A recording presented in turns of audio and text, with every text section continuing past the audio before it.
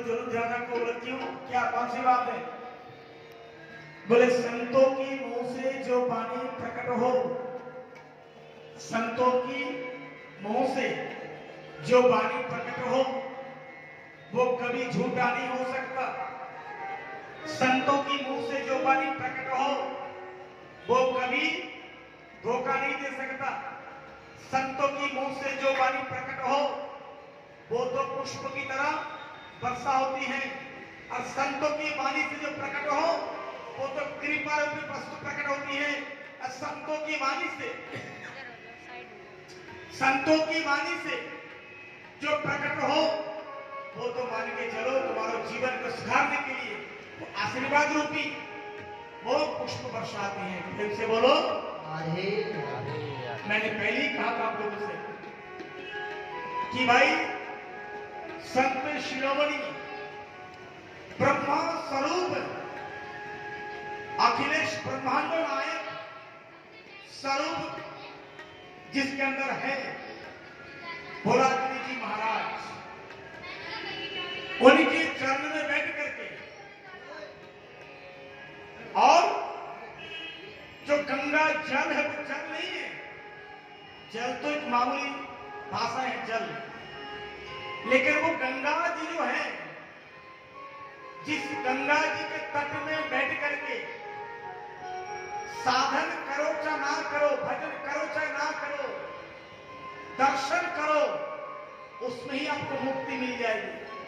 और ऐसे ही गंगा जी के तट में बैठ करके देखो, 2 हाथ दूर में थे गंगा जी, कितनी सुंदर उनकी हवा आ रही है, कितनी सुंदर निर्मल उनका परिवेश है, कितना सुंदर उनका जल लहरने के क्या सुंदर रंग है। मुझे तो याद आ रहा है श्याम सुंदर जी का, हमारे श्याम सुंदर जी भी श्याम वर्ण है और गंगा जी भी श्याम वर्ण में दिख रही है। और इसी गंगा जी की गोद में बैठ करके इधर माता जी हैं और हर हमारे पिताजी हैं और हरि हमारे सबको संसार से मुक्त कराने वाले हैं। तो भाई इन तीनों के गोद में बैठ करके और संतों की टोली में बैठ करके कथा सुनना, ये तो कथा नहीं, ये तो मान के चलो 84 लाख योनियों का जो पूर्ण प्राप्त करने किया उस पूर्ण का फल आपको मुझे मिल रहा है। इसलिए हम तो जैसे कहना नहीं चाहिए, लेकिन देखो एक कहावत है ना, जो बच्चा जितना बड़ा क्यों ना हो, जैसे हमारे देश के प्रधानमंत्री जी हैं, जब भले ही प्रधानमंत्री हो लेकिन उनकी माता जी के सामने वो तो मेरा बेटा ही है कि नहीं? जब जाते थे प्रधानमंत्री जी अपनी माँ के पास अहमदाबाद में, तो क्या करते थे प्रधानमंत्री जी ने? माँ को प्रणाम करते थे, माँ के चरण धोते थे। क्यों? बोले माँ तो माँ ही है ना, संतान कितना बड़ा क्यों ना हो, लेकिन माँ के और पिता के सामने वो संतान ही होता है।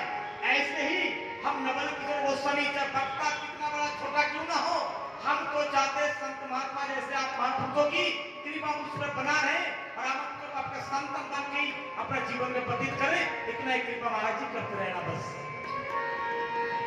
दूसरी बात, अब जब संतान है तो भाई माता पिता का कर्तव्य होता है क्या? संतान का भविष्य बना दे, तुम्हारा जैसी है ना, माता पिता का कर्तव्य क्या है? संतान का भविष्य बना दे, उनका भविष्य उज्जवल करे, उनका जिंदगी कैसे बने चेष्टाएं करे। तो जब भाई माता पिता के रूप स्वरूप लेकर के संत महात्मा पधार रहे हैं मुझ पर कृपा करने के लिए, मुझे आशीर्वाद देने के लिए, तो मैं तो महाराज से निवेदन करूंगा, महाराज जी जब आपने मुझे पकड़ लिया, हम आपको पकड़ लिए, हम तो भाई छोड़ेंगे नहीं। हमारे कहावत है ब्रजभाषा में, अरे भैया कौए पकड़ना है, ब्रजवासी छलिया बाबा जी चोर, एक कहावत है महाराज, ब्रजवासी छलिया बाबा जी चोर, इनके साथ अपने को कभी करना नहीं विभोर।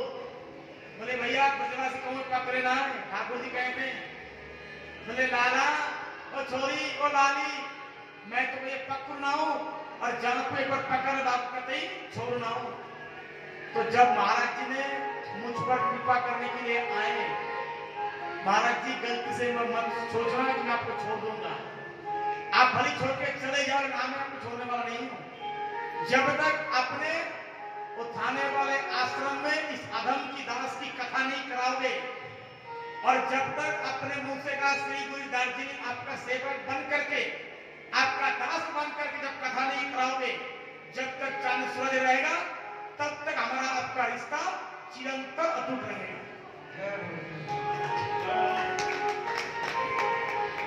और मैं निवेदन करूंगा हमारे इसी चरणों में कि आप जैसे हरिद्वार में इस आश्रम में आपने कृपा करने के लिए आए हो और बड़ी कृपा आपको होगी अगर आप वृंदावन आकर के किसी दास को थोड़ा सा कृपा करोगे तो बड़ी मेहरबानी। और मैं आशा करता हूं, देखो मैं जिंदगी झूठ बोलना नहीं आता, मैं वो वक्ता नहीं हूं। जैसे महाराज जी ने कहा कि आप गंगा जी कथा सुना रहे, बिल्कुल सही बात है, मैं तो पागल हूं, एकदम सही पागल हूं। जब मूड में आ जाए चला जाता हूं कहीं चुपचाप। हरिद्वार कम से कम नहीं तो 1000 बार हम आए, 1000 बार हम चुपचाप आते हैं, गंगा जी की थोड़ वहीं पहुंच जाते, वो जहां गंगा जी है वो जंगल के पास जाके चुपचाप ध्यान करना, पाठ करना, मस्ती है। हम तो साफ कहते हैं कथा में श्रोता 5 आए चाहे 50 आए चाहे 500 आए चाहे 5000 आए, हमें कोई परवाह नहीं है। श्रोता हमारा एक बैठा है, इधर गंगा जी, इधर भोलागिरी महाराज जी, इधर मां जगदम्बा देवी दुर्गा जी, इधर हरदी, इधर माया देवी, इधर हरिहर बैठे हैं और संत महात्मा ही, और चाहिए क्या? आजकल लोग कहते महाराज पंडल भरेगा क्या कथा में? लोग कहते ऐड देते, भैया इतना पोस्टर लगवा दो, इतना सोशल मीडिया कर दो, इतना होर्डिंग लगवा दो, इतना ऐड दे दो। अगर उनसे पूछा जाए भाई अगर आपको इतना ऐड दे करके इतना प्रचार करके कथाई करना है तो भैया इसका मतलब क्या है? इसका मतलब आपके खुद पर भरोसा नहीं है। क्यों? जैसे है आपको भगवान पर भरोसा नहीं है। ठाकुर जी कहते भैया कमाओ कम, खर्च ज्यादा करो। कमाने के चक्कर में ऐड दोगे, प्रचार करोगे, एक दिन पछाड़ खा के गिर जाओगे, उठाने के लिए व्यक्ति नहीं रहेगा और डॉक्टर को ले जाने के लिए सामने कोई मिलने वाला। इसलिए प्रचार ज्यादा मत करो। प्रचार करना है तो प्रचार जरूर करो।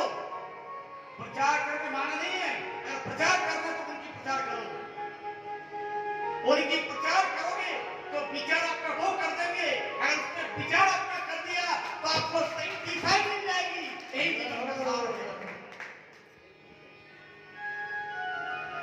हम सब जगह कहते हैं, सभी जगह पे। आज 30 साल हो गए कथा करते करते, अभी मेरी एज 52 साल का हूं मैं सबसे कहता हूं चाहे एक दिन का कथा हो, घर में हो, चाहे ग्राउंड में हो, चाहे हॉल में हो, चाहे मंदिर में हो, मैं साफ कहता हूं भैया अगर मुझसे कथा कराओ तो पोस्टर बिल्कुल मत चिपकाना, मुझे पसंद नहीं है। पोस्टर में बिल्कुल मैं बाधित हूं। पोस्टर ना चिपकाओ, होर्डिंग ना लगाओ। अगर आपके अंदर विश्वास है, ठाकुर जी पे भरोसा है तो आप निसंकोच होकर के 2 दिन का कर्जा 20 दिन का कराओ। आप कराओ, ठाकुर जी की कृपा से लोग कहेंगे महाराज जी को छोड़ना नहीं, बांध कर रखो। मेरा ये शौक नहीं है, हम व्यापारी प्रवक्ता नहीं, मैं साफ कहता हूं, साफ कहना सुखी रहना। कल पूछा महाराज जी मुझसे, समझे क्या महाराज जैसे है ना, कल पूछा मुझे महाराज जी ने कि वैसे आपका दक्षिणा क्या है, आपका चार्ज क्या है? मेरा जीवन का संकल्प है, एक मेरा प्रतिज्ञा है, इस आश्रम का जो अभी वर्तमान महामंडलेश्वर जी हैं 1008 हमारे महामंडलेश्वर तेजस्वी गिरी महाराज, उनसे मेरा संबंध 40 साल से पहले, जब हम बचपन में आश्रम में रहा करते थे तो महाराज जी आश्रम में आया करते थे, तब से उनका संबंध मेरा। ये तो मेरा खुशी है अपने जीवन में, ये तो अपने जीवन का धन्य इसलिए मानता हूं कि जिस महाराज जी ने मुझे बचपन में देखा आश्रम में, मैं खेलता कूदता शैतानी बदमाशी करता, आज वो बालक आपके सन्मुख आकर के भागवत कर रहे हैं, मैं तो मानता हूं उनके सौभाग्य मुझे और क्या मिल सकता है। दूसरी बात, जैसे कल महाराज जी मुझे पूछा महाराज आपका दक्षिणा क्या है, चार्ज क्या है, मैं साफ कहता हूं, सब जगह पे कहता हूं, अगर उससे बार्गेनिंग कराओगे, पूछा नहीं करोगे आपका दक्षिणा क्या है, तो भैया हम जैसे ठटोरे मटोरे से कथा मत कराओ, वो उससे वक्ता पड़ा है, बैंक बैलेंस आपका ज्यादा है तो खर्च करे कथा करा दो, मुझे कोई परवाह नहीं है। 100 किसी की बात, मेरा डिमांड एक ही है, जो हमारे साथ में जो 2-3 लोग आते हैं उनका अपना सेवा कर देना और मुझे अपना आशीर्वाद देना। 30 साल से मेरा वही संकल्प है और जब तक इस शरीर में प्राण रहेगा तब तक इसी संकल्प को शादी कथा करूंगा, चाहे भूखा रहूं, चाहे प्यासा रहूं, चाहे भीख मांग के खा जाऊं, चाहे मजदूरी करके जीवन को व्यतीत कर दूं, लेकिन कथा मुझे बेचना नहीं है, कथा मुझे बार्गेनिंग नहीं करना, और कथा करके मुझे पैसा कमा करके संसार गृहस्थी जीवन व्यतीत करना, ये मेरा आचरण, ये मेरा विचार नहीं है, ये मेरा सिद्धांत है। और साफ कहता हूं मैं, आपने सुना होगा बंगाल के एक संत था विजय कृष्ण गोस्वामी जी महाराज, सुना महाराज जी, उनसे किसी ने एक बार वो बैठे थे जगन्नाथपुरी में, जगन्नाथपुरी उनका आश्रम है, बहुत बड़ा आश्रम है, वहां पर उनको कहते हैं जटाधारी बाबा, क्या बोलते हैं, जटाधारी बाबा। तो शाम को कोई व्यक्ति उनसे मिलने के लिए आए, तो जैसे ही प्रणाम किया तो गोस्वामी पाद ने निवेदन किया, बाबा आपका परिचय क्या है, तो बोले मैं तो भागवत प्रवक्ता हूं, मैं कथा करता हूं और मैं ऐसे ऐसा हूं, फला जो भी परिचय दिया। तो जैसे उन व्यक्ति ने ऐसा परिचय दिया